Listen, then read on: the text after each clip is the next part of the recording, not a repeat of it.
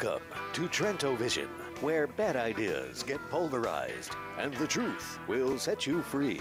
Trento Vision is hosted by Tom Trento, an activist street fighter with earned degrees in law enforcement, theology, and philosophy. Listen and watch every weekday at 2 p.m. on AM 1470 WNN and TrentoVision.com. Now, let's take a peek at Tom's view of the world. Here's Tom Trento. And we are back. We are back in the flagship station here in Boca Raton, WNN 1470 at 2 o'clock on a beautiful Boca Raton afternoon in South Florida. But again, for our good friends out in California. And we have many good friends in California because on our United West side of the ledger, the United West, I direct that organization, we have what is the United West? Some of you may be asking who are just tuning in to TrentoVision.tv on your computers or iPhones, or WNN 1470, driving up and down I-95 from Miami to Fort Pierce, or maybe you're taking A1A, the scenic route. Or maybe you want to go between both of those, US 1 or military trail. There's a million ways to get from Miami to Fort Pierce. But all of those ways are within the sound of my voice, because we're pumping out 50,000 horsepower, ladies and gentlemen, here at WNN. You can listen 2 to 3 every day, East Coast time. If you miss it, you can listen at night, 8 to 9, on your radio, 1470 AM. Or I guess the announcer just before me said, I love radio. Maybe a good app to download, application, for those of you not tech savvy, or iHeart Radio. Yes, just like that, IHEART radio. You download that, you search in South Florida for WNN, pop it in, and you listen to us with digitally clear, beautiful sound, 8 to 9 every night on the replay. Because you see, sometimes, not sometimes, all the times with the AM band, I'll give you a little radio history here, or radio metrics. Because of the way the FM waves are versus AM waves, FM waves will go real far as the sun goes down. It's physics. Go talk to Newton about it. So every AM radio station has to literally turn down the power as the sun goes down so as to not send signals out to Texas and New York and all over the place from this little old station right here. So sometimes it gets a little fuzzy at night if you're a little bit further away. But if you go to iHeart Radio, the digital app, you have crystal clear, beautiful sound. And you got to listen, because we only have 28 days left before the world changes dramatically one way or the other.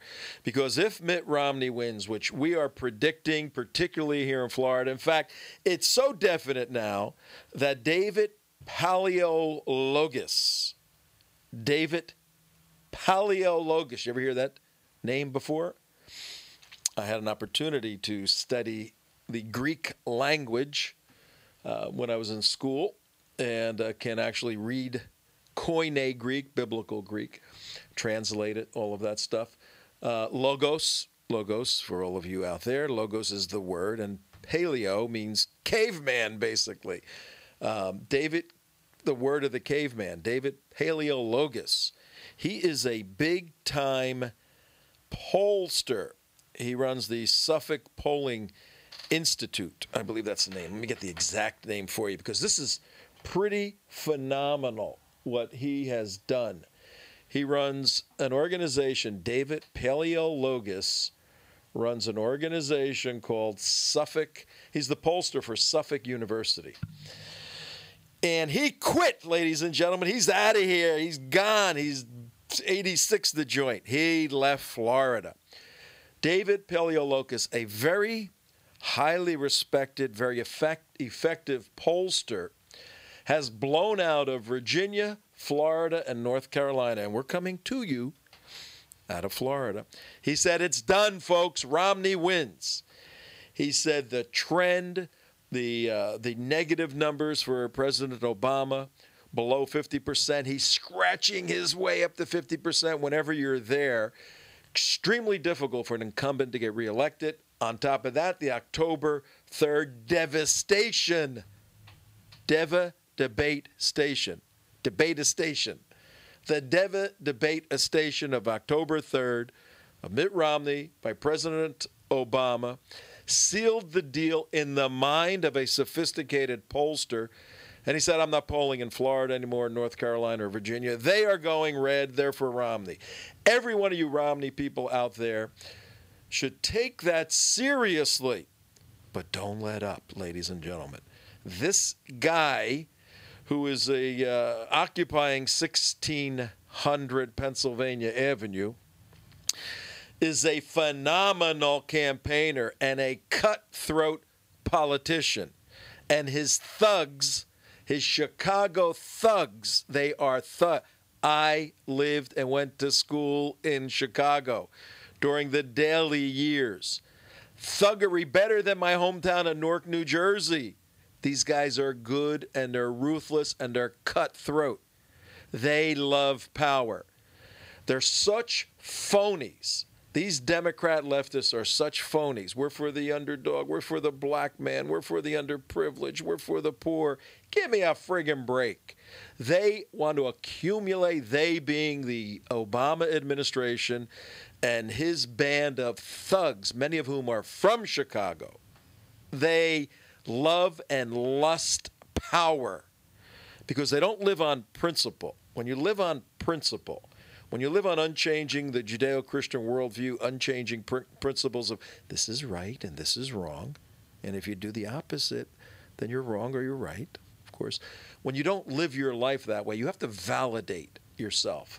You have to have some sort of sense of self-worth and self-respect and purpose in life. If you've blown away, see, if you live on principle, then just the mere satisfaction of living a life of principle is enough to make you lay your head down at night and say, you know what? I did the right thing today. I didn't make a whole lot of money. You know, I didn't get my name in a newspaper. I didn't do all this stuff, but I helped that person over there. Or I did this over here.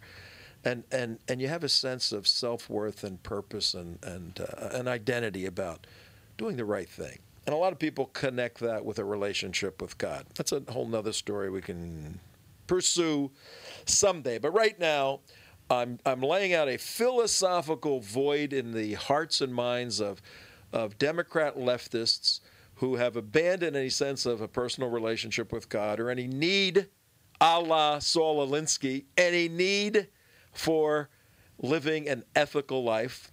If you follow the Chicago style of Alinsky, the classic doctrines of Western ethics, founded in the Greeks, the Romans, the Jews, the Christians, Alinsky X'd all that stuff out. His principles, his 13 principles, Saul Alinsky.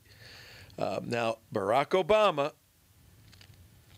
was not a direct student of Saul Alinsky. Alinsky died a few years before Obama, about 13 years, but he was a student in the Alinsky school of the Alinsky model, became a competent communicator and indeed teacher, and taught the Alinsky methodology of community organizing in Chicago in the early 90s. The individual who was a direct student of Saul Alinsky was who, class? Who?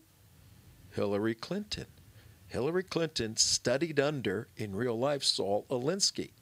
Ooh, she's the Secretary of State that is lying through her teeth about Benghazi. Oh, what a surprise, to protect the administration. Oh, lying's okay because ethics have been abandoned in the Alinsky methodology. So what are we doing today? People are tuning in and going, what the heck is this? This is Tom Trento, your host of Trento Vision. And what we do here is we not only take the clothes off of the emperor, if you heard me mumbling, I'm getting notes here, and I was reading to myself. It's called mumbling sometimes. Not only are we here to, our primary purpose is to take the clothes off of the emperor. But that's not that difficult these days. This emperor is so naked that even his own followers are seeing his nakedness, his political and philosophical nakedness. Empty words, void, hollow. They ring hollow. Just yesterday, I was driving with someone coming back from an event I'm going to tell you about. I was with Allen West yesterday. Lieutenant Colonel Congressman Allen West, or Congressman Lieutenant Colonel Allen West, and his associate, M.K., member of the Knesset. The Knesset is the parliament, essentially, for the country of Israel. M.K. Danny Danon. Danny Danon is the deputy speaker of the Knesset. He and Allen did a unbelievable presentation yesterday at Century Village in West Palm Beach. Which Century Village, you ask? Century Village is a place where you go to live there if you're at least 100 years old. Century. At least it looks that way when you walk in. And they're basically Democrat, leftist, Jewish, 100-year-old people. That's Century Village. Fun place. You got to see all the stuff going on there. Well, yesterday, and these are the classic condos in South Florida that are Democrat strongholds that everyone tries to go there and appeal for them to vote one time in their life for a Republican, but that never happens. Maybe it will this time. And we'll tell you about Danny Danon from Israel with about 10 mayors in his contingent, and Allen West speaking to a group yesterday at Century Village. We were there. And we'll show you a little videotape. Not on this show, but we'll put it out in a day or so. But what do we do here at TrentoVision.tv? Our job is to expose the failed policies of the Obama administration, specifically as it relates to our area of expertise, national security. That's the area myself and my teammates at the United West work on.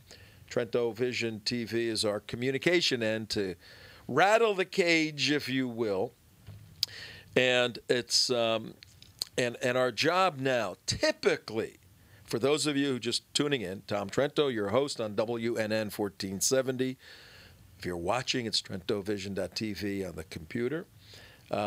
Typically, the United West, our organization, hunts down the Muslim Brotherhood and its infrastructure and organizational capabilities in the United States of America and other places. What does that mean? You hunt down the Muslim Brotherhood. A year ago, nobody knew anything about the Muslim Brotherhood, but all of a sudden, it's sort of an avant-garde concept to know something about. We've been studying and fighting the Brotherhood for many, many years, and people who are teammates with myself on the book Sharia, The Threat to America, go to theunitedwest.org, theunitedwest.org. Go to the bottom of the homepage. You'll see the book Sharia, The Threat to America. 19 authors. I am humbled and privileged to be one of the authors. I wrote the action step for what we do as a team to fight the Muslim Brotherhood and Sharia-compliant Islam in the United States of America. Some very distinguished national security experts there. Typically, the United West goes out, finds where the Brotherhood is lifting their head, and then we attack them, not with guns. Our soldiers are fighting the Brotherhood with guns we used to fight. We've laid down our guns now. A whole nother story we'll tell you about. We fight them with cameras, with our brains, with confrontation ideologically, and to expose their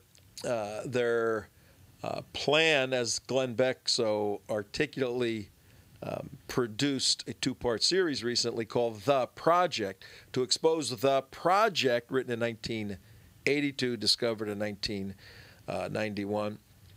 And then further, more material was discovered in 2004 in Annandale, Virginia. Read about all of this in Sharia, the Threat to America. We go after these groups, confront them, and then expose them through video, through speaking, all of that, to bring their organizations down, because the Muslim Brotherhood is the sworn enemy of the United States of America. Ladies and gentlemen, you got 26 days to get rid of this president who has joined with the Brotherhood by by funding and trying to work around Congress, which has finally said no more money to the Brotherhood until we get some answers from them. The president's trying to run an end run to get more money to them. Went to Cairo, coddled the ears of the Brotherhood, still is doing it. We got to get this guy out of office, ladies and gentlemen. If you love the United States of America and you don't want terrorist-supporting people, Muslim brothers, running around trying to destroy America. This sounds like a crazy Hollywood bad movie. It's reality right now. The other day, Salam al-Moriarty. Salam al-Moriarty. That's a real name of a real individual who lives in Los Angeles.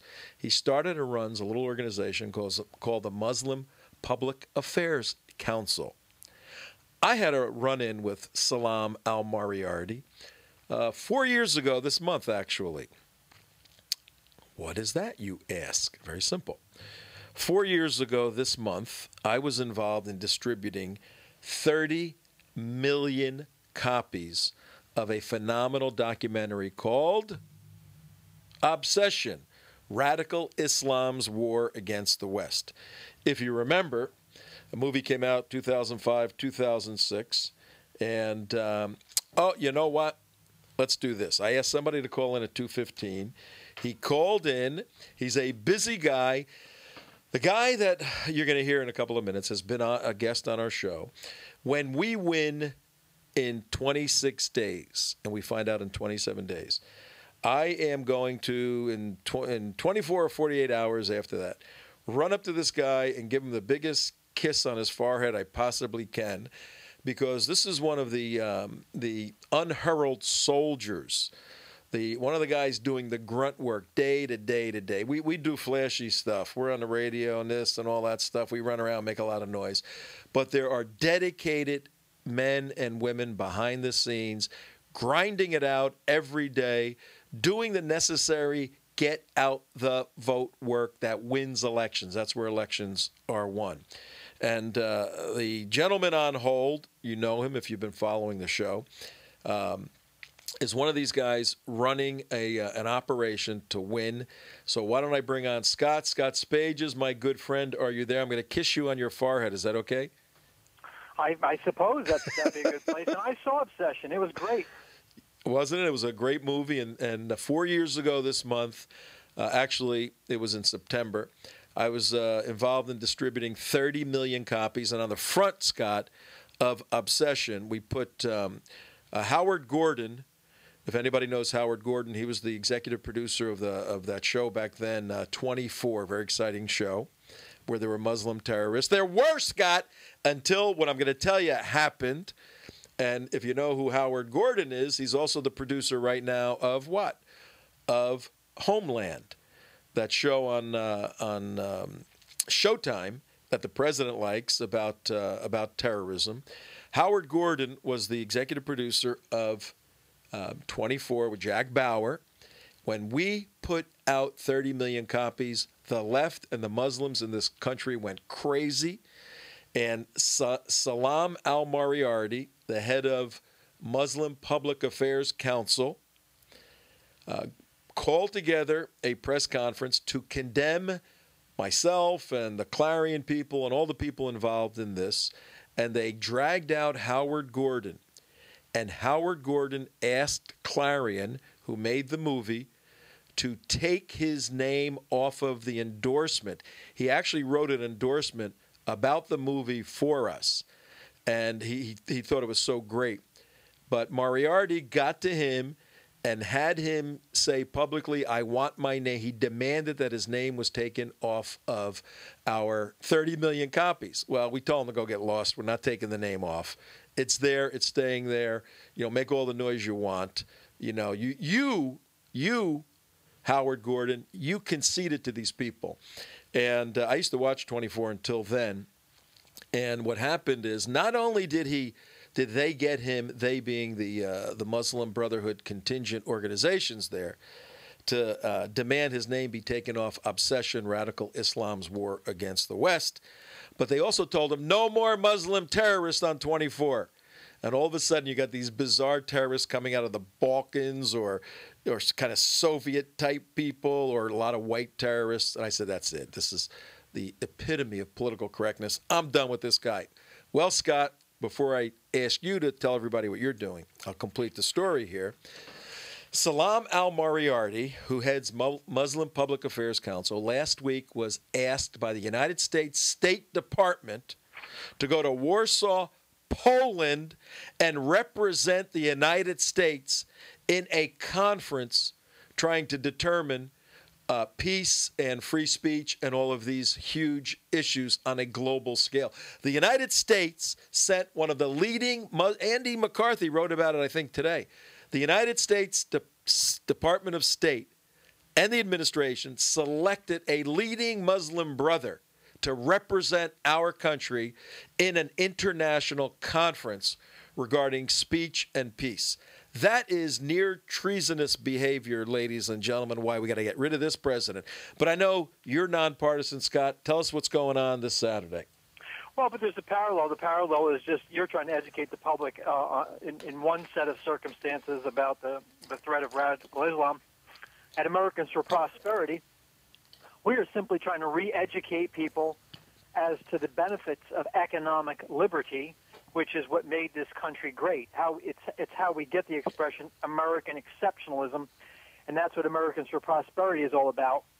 We really actually don't. I have to correct a little bit of your intro. I don't really get involved, so to speak, with elections and voting and registration. We're all about advocacy and issues. And in fact, this weekend, this Saturday, day after tomorrow, we have the Obama's Failing Agenda bus tour coming to town, Boca and Fort Lauderdale.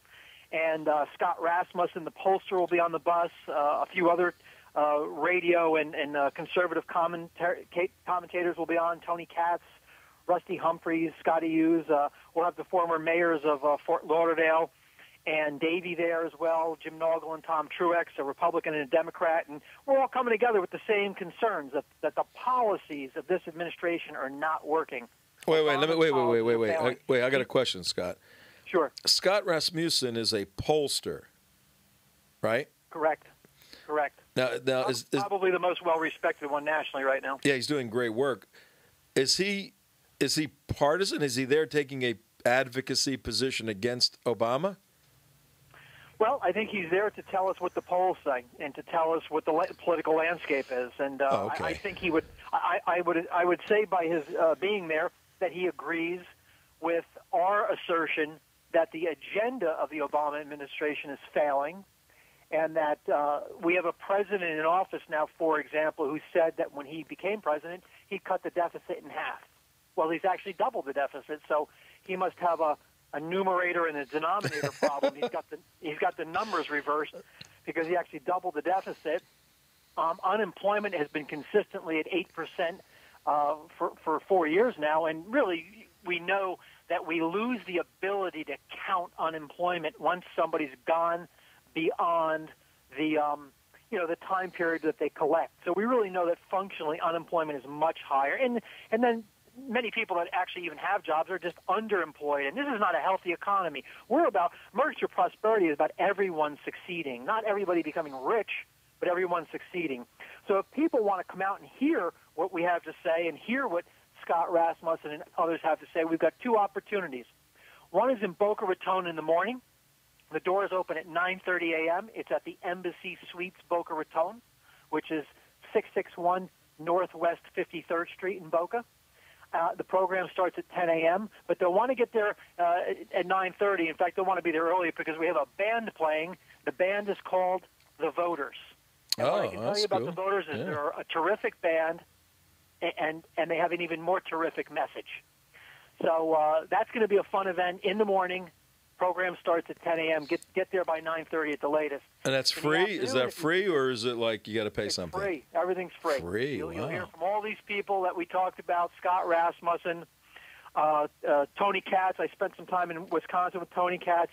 He's a performer. He's a comedian out in L.A., but he's a conservative, and he's very funny and he's very good. Tony Katz will be emceeing the event. Our state director, Slade O'Brien, will be there. Oh, great. So, again, that's in the morning in Boca at the Embassy Suites in Boca. Again, get there by 9:30 a.m., and there'll be a lot of festivities. After they pack that show up and take it on the road, they're going to come down the road to the Fort Lauderdale Executive Airport. We're going to be in this really cool jet hangar, Sky Limo Air Charter, which is located at 2900 Northwest 59th Street. Again, that's the Fort Lauderdale Executive Airport. Basically, it's Cypress Creek Road and Lyons Road.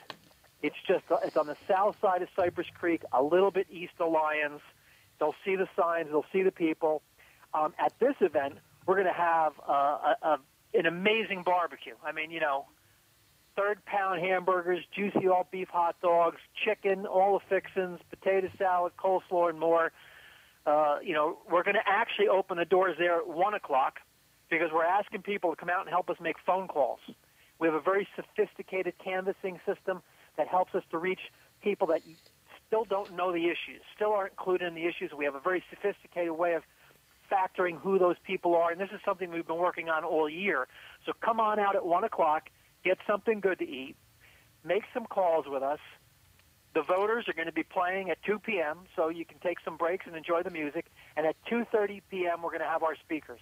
And again, it's going to be a full lineup of all the people we talked about. Scott Rasmussen is going to give us the latest updates, and we'll have the former mayors of Fort Lauderdale and Davie, a Republican and a Democrat, to help us to understand how some of these policies affect us at the local level.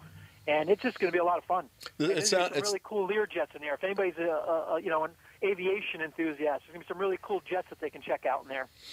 It really does sound like a fascinating day. And I know there's a million things going on all over the place, but ladies and gentlemen, you want to, and we are pushing this at Trento Vision, United West, our whole team, Scott, Jack Gillis, all the people working in South Florida are pushing this very hard.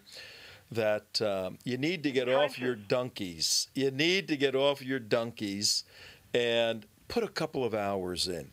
You will feel so good about yourself that you participated in citizen governance, which is what this country's about. Win, lose, or draw, but we're going to win. I see it. I know it. I smell it. I'm confident. We're going to win. But when you participate, you own a piece of that victory. When you just are an observer, you look at life and this thing go by, and this is clearly the most important and historic election of our lifetime. I've spoken to people 85 years old, they say it. People 50 years old, people 25 years old, they go, this is it. Nothing's been bigger than this.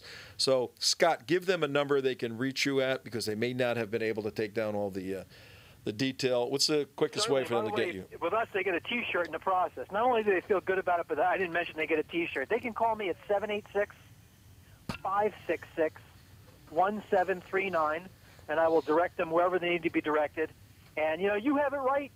You're right on, Tom. I mean, they don't have to worry in North Korea or Syria or Cuba about whether or not they can go out and help out for a few hours because they don't have the opportunity. Here, it's not just a matter of feeling good about it, but you actually have the opportunity to go. And Americans for Prosperity, we want to get the conversation back. We don't want to be chasing candidates in elections. We want candidates to chase us because we have the right issues. Check out our website. Come to our events. Look at our materials. We are educating people about what made America great, which is free market economics, empowering the individual to be the controller of their own destiny in the marketplace. Hey, ladies and gentlemen, please listen to Scott, the Americans for Prosperity. There's almost a sense nowadays with the division. In 3 short years, this president has managed to divide classes. It used to be, Scott, that when you were growing up and you were a kid in school, you wanted to work hard because you saw that if you worked hard, you can buy a nice car. And then if you work really hard, at some point you can buy a house. And then maybe you could even you had that dream as a kid. You worked on your chemistry set that maybe you can be a chemist, or you can you build an erector set. You can be a builder. You can start a company. You can hire people, and you can buy a Cadillac at some point and a second home. It used to be that the quest, not lust, the quest for success, measured by the amount of money you generate, was a good thing. That was a good thing, that you worked hard to make more money and create in yourself the capability to be an asset to someone else who would hire you and say, man, you did such a good job. I'm going to give you another $1 an hour. I'm going to make you a manager. I'm going to make you the general manager. I want to be your partner and expand this company. That used to be Americans for Prosperity. Now, anyone that thinks that way by this administration, is an evil individual that hates poor people. How many poor people write checks? The United West is a nonprofit organization. We exist on the generosity of donors. We're a C3 organization. Not a whole lot of poor people write larger checks to keep myself and others on the road doing this stuff. It's typically people who have succeeded, and they're grateful for the country providing for them. They're taxed as much as they can be taxed. It's crazy. But they're the ones that give money to heart campaigns and cancer campaigns and all of this. Poor people give very little money, relatively speaking, to what's necessary. We need an upper middle class, an upper class, and a wealthy class to bring everybody up. A rising tide raises all boats. This president is simply defeating and destroying that kind of prosperity mentality. You don't have to be evil to be rich. In fact, as a Christian, I know a lot of Jewish and Christian wealthy people who are so generous and humble, it isn't funny. Unbelievable. Anyway, I'm ranting, Scott. No, but you and I, you know what? I identify, and I think of my parents and my family growing up. You're from Newark, New Jersey. I'm from Patterson. Yep. I think we grew up in similar. I grew up in a lower middle income home. I remember in Totowa, New Jersey. I know now we didn't have a lot, but I remember growing up as a kid. I thought we had everything. We had 3 meals a day. We had cakes at birthdays and Christmas and Thanksgiving. We had turkeys and all we could want, and we enjoyed ourselves. And my parents, just like you said, they just wanted to start a business and work hard and be good citizens and spend time with their family. And now we have an administration that says, that's not enough, and you didn't build that, somebody else did, and you got to give back more, and it's just not right. It's just not what made us great. I liken it to the old adage. It was an old little joke told about lawyers. They said there was a time in this country where there was 5 engineers for every lawyer, and engineers are good at making the pie bigger for everyone. But now we have 5 lawyers for every engineer, and all lawyers are good at is taking a bigger piece of the pie for themselves. That, to me, reminds me of this administration. They want a bigger piece of the pie for their friends, the Solyndras, and the people like that. Government is not designed to pick winners and losers and decide how you should live your life. They're designed to protect our individual property rights and provide some basic services, and then there's so much more that we do as communities and as individuals. Great point. And on that, I'm going to let you go. And thank you very much. I wish you the best. To see everybody at the Obama's Failing bus tour this weekend. All right, Saturday. and call us next week. Let us know how things went, okay? I will. And if you get the key to that Lear, give me a call. I'll run down. We'll take it for a little ride. No, all right? I wasn't going to tell everybody. We're taking them for a ride, but I don't want to bring that up. Okay. Sounds Thanks, good, buddy. man. Take it easy. Bye-bye. Scott Spages with Americans for Prosperity, ladies and gentlemen. If you want to talk to me, Tom Trento, feel free to call. We'll take calls today, 888-565-1470. 888-565-1470. I said at the top of the show that this is Tom Trento, your host on TrentoVision.tv. You can look at what we're doing on the internet, TrentoVision.tv. You can look on your iPhones, all of that, or you can listen on WNN 1470 here in South Florida. We'll repeat it tonight. Want to definitely tell you every morning, tomorrow morning's Friday morning, every morning listen to Brian Craig and Steve Kane, 1470 AM on your dial right here. They're on from 6 to 9. Their job is to do the same thing we're doing, folks. But they go broader to many of the issues. We focus primarily on national security. Tomorrow on the 8 o'clock show on Steve Kane, tomorrow live in studio, Steve has a phenomenal guest. I want everybody tuning in. He will have tomorrow at 8 o'clock in his studio. He will have me. I'll be there. I will be with Steve and Brian tomorrow at the 8 o'clock hour, 8 to 9. We're going to go over in detail the Benghazi Gate situation. And this in and of itself should be enough to every honest and ethically minded voter, whether you're Christian, Jewish, atheist, Hindu, Muslim, whatever. If you're an honest person who made a contract, who agreed to the contract called the United States Constitution, and you recognize the essential necessity of living by a set of principles as articulated in the Constitution, and you understand that when somebody screws up royally in this position, they need to be removed from office. Here's how it works, folks. When you get elected to a federal office, that means you're in charge of all 50 states. That's the federal concept.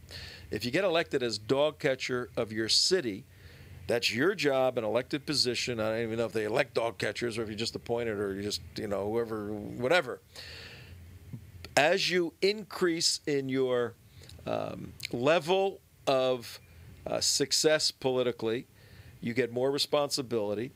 And as you go up the ladder from a city to a municipal to a county to a state to a federal level, the professional obligation increases exponentially, which means when you hold federal office, federal law says you have a professional obligation to know what to do.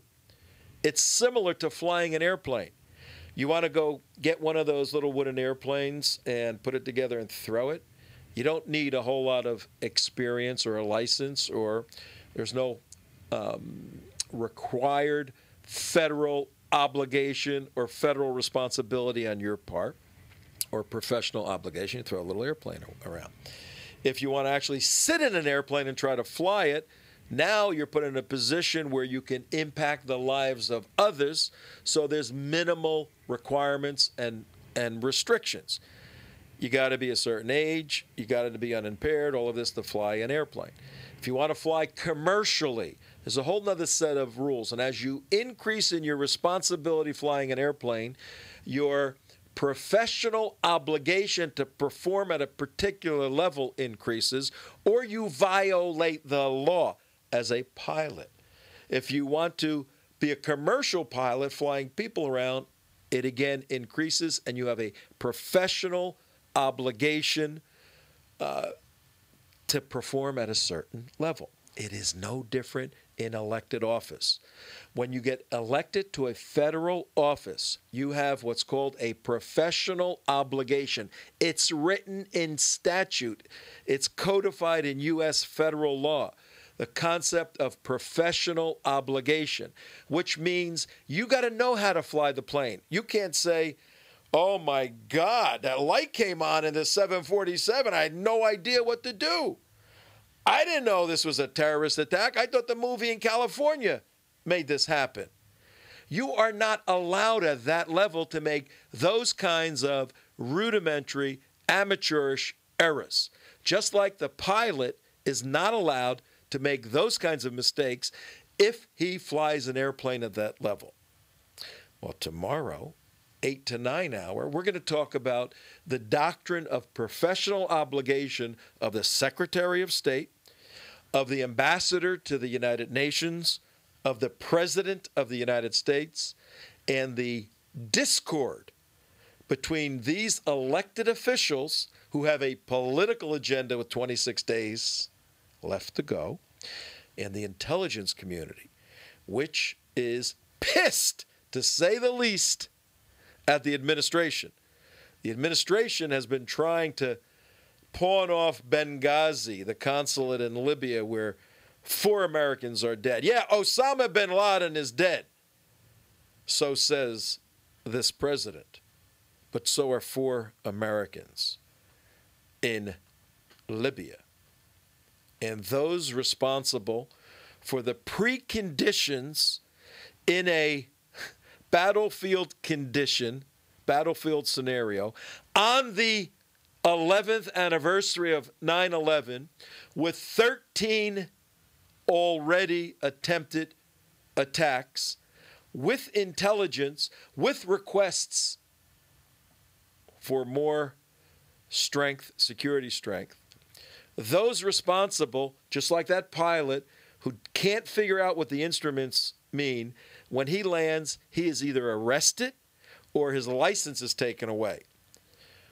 The law in the federal statute says that if you fail in your professional obligation to do your job, you can be held criminally responsible for that. It's called misprision of treason. It's viewed almost as treasonous because at that level, folks, you don't have the freedom to make mistakes that impact the country and lives. See how this works? We'll talk about that tomorrow. Tom Trento, right now, we're going to take a call right now on what are we on? WNNN, 1470, Trento Vision, 243 East Coast time, and we have David on the line. We have a couple people on the line. Let's take David first. David, hi, you're with Tom Trento. Hi, Tom. How you doing? Good. I was listening to some of the things that Mr. Romney has said over the course of the past month, and I heard him say that there are major portions of the Health Care Reform Act that he wants to maintain. There are major increases in the defense budget that he wants to make that are unrequested. There are the huge in the amount of trillions of dollars in tax cuts that he wants to create. And he's talking about creating 12 million jobs in 4 years. What are those jobs that he's planning on creating to offset all these increases with higher taxes? And what are the incomes of those jobs going to be? I think, what time is it? 2:45 on the East Coast. We're about 6 hours and 15 minutes away from a delineation, at least in a debate, of the answer to some of what you're saying. On the website, on the Romney-Ryan website, there's a five-part plan that starts to break down and provide answers. Simply, the short answer, I'll give you the short answer. But before I give you the short answer, Dave, and thank you for your question, before I give you the short answer, Jack Welch the other day, when the new numbers came out and unemployment was below 8%, 7.8%, 0.2% below, and the White House hailed that as the greatest economic victory ever to befall mankind. Jack Welch, the former CEO of General Electric, said, the books are cooked. And everybody said he was a nitwit. Now, as more investigation has been going into it, we find out that if what kind of work do you do, David? Million jobs a year. And, no, my question was 3 million jobs a year. Yeah, but that wasn't my question. I'm going to answer your question. That was my question. Yeah, I'm going to answer your question. Okay. But what kind of work do you do? I have a maintenance business and service business. All right. Well, it turns out that. But I certainly don't make the kind of money that's at 12 million jobs that he's talking about that are going to create trillions of dollars in tax revenue. All right. And I'm just curious, just a little bit of math here, because you're very astute. You're obviously very educated. You're very intelligent. And what you're telling me is that even through this whole process, you made your decision based on not knowing a clue about what these 12 million jobs are that he says he's going to create in 4 years, and what the income levels are that they're going to be, and what sectors they're going to be in. Can you imagine 12 million jobs in 4 years? Where are you going to create these jobs? Well, because I didn't think the government created jobs, number one, and I don't think that there are trillions of dollars in revenue to pump into an economy to create 12 million jobs in sectors that we don't even have right now. So it sounds like a lot of smoke and mirrors. Follow me, and we'll try to get through the smoke and the mirrors. One of the factors in the 7.8, I'm gonna show you something, then go in one direction. Watch. One of the factors in the 7.8%, 0.2% decrease was the fact that a survey was done, and you have a maintenance business. They surveyed people who if they worked, you own a maintenance business, but you don't have any work right now. All your contracts are dried up because the economy's so bad. But if somebody called you up and said, can you come over and vacuum my rug? It got wet. And you went over there for 2 hours and you vacuumed the rug and you got $50 from the guy. You went on the Obama administration's plus side of being employed. And you went off the roll of being unemployed on a part-time basis. You were part-time employed if you worked for 1 hour. That's what Jack Welch and others have discovered in terms of the new way the administration is evaluating the quality and quantity of the labor force. So let's start with a known that this president promised to cut the deficit in half, to increase jobs, and has miserably failed. Now, you do accept what a known. Now we're going to discuss the Mitt Romney unknown. But before we go any further, you got to help me out here and accept the known, that the president has failed in decreasing the deficit, in producing a budget. This president has not produced one budget yet to the United States, number two. And number three, he's failed in terms of saying that he would increase jobs. Jobs have not increased. So we know that this president has failed. I think we've had a plus job sector for the past 40 months. And we were losing, if you recall, 750,000 jobs. But that's not what he campaigned. He didn't say. Month, sir. He didn't say the boat is sinking at 10 feet, 10 feet a minute. I'm gonna reduce it to 9 feet a minute. He campaigned on getting on the plus side of the numbers. He's failed. David, you're a smart guy. We can't you can't play games with that. Let's go to Mitt Romney. You're aware of the term due diligence, are you not, sir? Let's go to. No, I'm not aware of the term. Let's go to Mitt Romney now. First of all, I am not aware of the fact that Romney has said he's going to create 12 million jobs in 4 years. 12 million jobs. I've listened to the ads. I've listened to his voice. I've heard his face when he said the words. All right. We'll look into that because that does seem like a very large number in 4 years. But here's the two different. Tell me about it. Here's the two different approaches. You got one approach that says, and we agree 100% with you, David, that the government should not be in the position of creating jobs by any means. That's not what the government does. I didn't say that. I said that that's the typical position of a conservative / capitalist individual that will not take into account anything as it relates to infrastructure needs, bridges, roads, education, anything. All those issues, all those items need dollars to be performed. You don't build a bridge over the turnpike to open up new land in an area without government dollars. But when you build that bridge and you open up 3,000 new acres to build new businesses, it took government tax dollars to do that. So those government tax dollars did, in effect, have a hand in creating the jobs, didn't they? Of course, and no conservative in their right mind would disagree with that. The problem is and I'm assuming you're not a conservative. The problem is you guys often conclude a direct relationship between the government building the bridge. Governments don't build bridges. When you have the government building a bridge, I was in the construction business for many years. My family was in the construction business. The governments put out contracts, and private contractors bid for a government contract, and private contractors then go and do the physical labor to build the bridge. not the government. I'm well aware of that. Okay. I was in the construction industry for years. But what this administration is saying, I sat on a National Home Builders Board of Directors Committee. I'm fully aware of what the construction industry is about.